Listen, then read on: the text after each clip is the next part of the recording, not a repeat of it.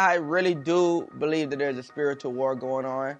I think there's always been a spiritual war going on. I'm a basketball fan, right? So I'm a Kobe fan. I'm rocking my Kobe's today. And we've already agreed that he's the greatest player on the planet. Not, whatever. But I stand by that.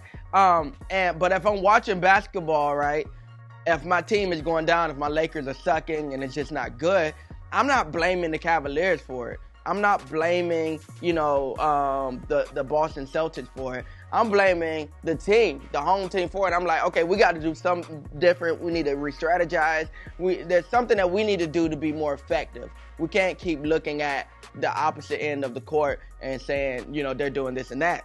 I think that's the problem right now. And when we talk about spiritual war, I'm not blaming the enemy. I'm not looking at, what all is going on over there or in the world or on CNN. I'm looking at the church. I'm looking at, seeing what's supposed to be the body of Christ. And I'm saying, where are we?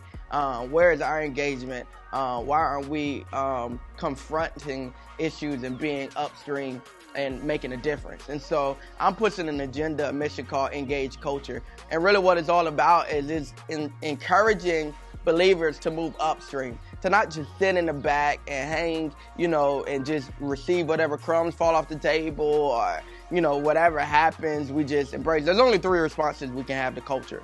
1, we can tolerate and accept whatever goes on around us. 2, we can complain about it, which I believe believers have become professionals at. We just complain about everything we see. Or 3, we can engage and move upstream. And the only way to do that is to do what you guys are doing, to get behind cameras, to get involved in media. If we hate what's going on with police, become a police officer. If you hate what's going on with the presidency, run for office. You know what I'm saying? Get involved in government. And I believe it's time for us to rise up again. There was a time 50 years ago when the church had the loudest voice, when all of the leaders in America came in and out of the church. But now we become very quiet, and I just think it's time for us to be responsible and to rise to the occasion of making a difference.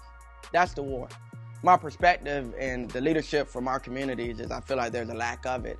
I think so many times when we have talented and gifted people, they just succumb to what's easy. But then we have some people who rise up like Chance the Rapper. We have some people who rise up like Kanye. We have some people who rise up like Kirk Franklin, who are willing to kind of get outside of the box, who are willing to do something different in order to make a statement. And I just think we need more of that. We need more people rising to the occasion who are being responsible enough with their gifts to be different and to make room for things that are different. And so that's what I just encourage everybody, man. Leaders should lead. Don't just take the easy way out of convenience, but be willing to stand in fire a little bit, because that's what happens when you disrupt things. You're gonna get some backlash. But I think we got to be willing to do that to make a difference. In order to have more leaders in our communities, we have to be equipped. I think what happens so many times is when we get a moment or when we hit our stroke or when we get a microphone and when our voice is amplified, we have nothing to say because we're not equipped for it. We're equipped to perform, but we're not equipped to invoke change. And so that's something that I think is lacking. Read, man. Study. So when there's a microphone in front of you, other than a beat knocking behind you, you have something of substance to say to be able to change the environment and the culture around us. As far as the playing field in our country, I don't make excuses, man. I think your voice can be as loud as you want it to be.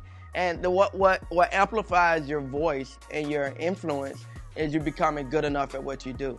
I was having a conversation with some of the guys around here, even in this lab, and they were saying, they didn't go to school to do what they do, but they grind enough behind, closed doors that it became good enough that now it doesn't matter who you are. You want to come through this spot.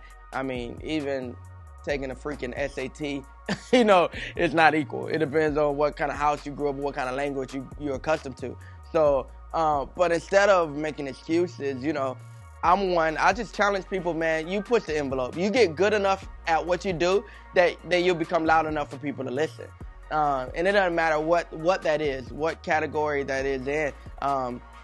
You do the work, you put in the work, and people want to listen. I mean, you look at people like Oprah, who came from nothing. She's from Mississippi. She's from the woods.